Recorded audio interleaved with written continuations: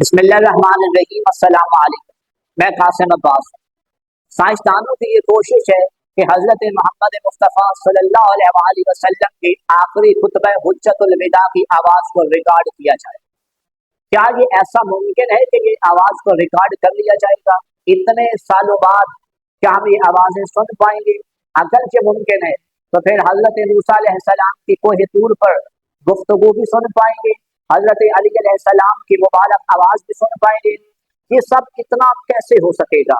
मौजूदा दौर में साइंस का ये बहुत तेजी से इस पे काम जारी है, लेकिन एक इमेजिन करें कि ये सब मुमकिन हो गया, ये सब मुबारक आवाज़ें हम सुनने लगें, तो अंदाज़ा लगाएं कि मुसलमानों का क्या जज्बात होंगे, उनके क्या एहसासात होंगे।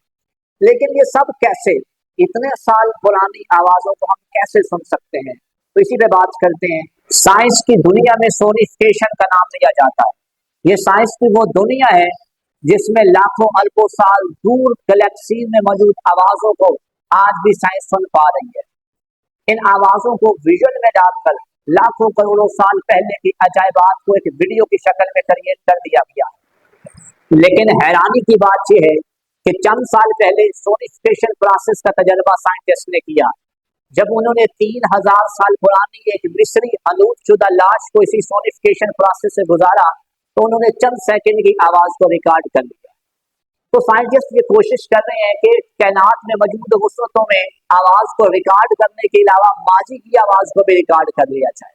अगर ये मुमकिन हो गया तो खुद सोचें कि जो कदीम देवती देवताओं, वो जो जिनको लोग खुदा मानते थे, उनकी आवाज़ तो रिकॉर्ड नहीं हो पाएगी, उनकी आवाज़ नहीं होगी। और काबा की छत पर खड़े बिलाल हबशी की आवाज़ को, आज़ान जो थी उसको, आवाज़ को रिकॉर्ड कर लिया जाएगा, तो फिर उनको क्या लगेगा? लेकिन सवाल फिर भी वही है कि क्या ये ऐसा होगा या नहीं होगा? क्योंकि अकॉर्डिंग टू साइंस ऐसा डायरेक्टली करना पॉसिबल नहीं है, क्योंकि हमारी आवाज़ हवा में मिलकर वो बिखर जाती है। इस तरह से फिर वो पॉसिबल हो ही नहीं सकता कि आवाज़ को रिकॉर्ड किया जा सके। लेकिन एक साइंस की थ्योरी के मुताबिक, दूसरी थ्योरी के मुताबिक, हमारी आवाज़ जो है जब हवा में बिखर जाती है तो ये किसी करीबी चीज़ से टकरा के वापस जाती है, तो वहां पे फिर एक कमजोर प्रिंट छोड़ के जाती है। उस प्रिंट को दोबारा यानी रीजनरेट किया जा सकता है, उससे आवाज़ को फिर दोबारा मॉडिफाई करके आवाज़ को रिकॉर्ड किया जा सकता है। इस सोनिफिकेशन प्रोजेक्ट पर 1931 से काम हो रहा है और साइंस अब बहुत करीब जा पहुंची है।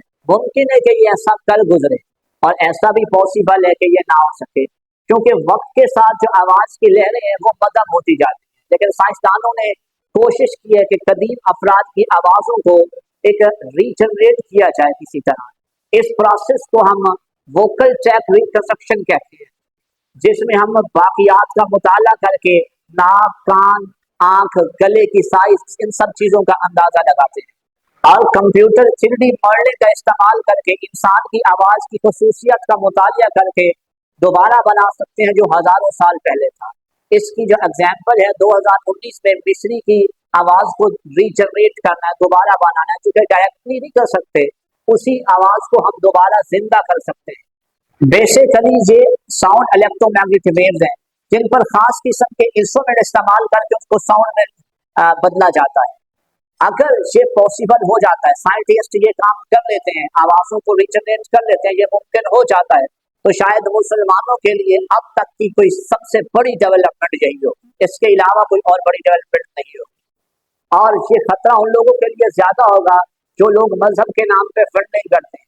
तब यहूदियों को भी मालूम होगा कि जिन अकायद को वो फॉलो कर रहे हैं वो तो सरसरगर्द हैं, और मुसलमानों की चूंकि कुरान की एक एक आयत की हकीकत सामने होगी, उनकी सच्चाई वाज़ेह हो जाए। अब तक देखो कि नेक्स्ट क्या होता है, क्या ऐसा हो जाता है, ये अल्लाह ही बेहतर जानता है। अपने और अपने जुड़े लोगों का बहुत सारा ख्याल रखिएगा। अल्लाह।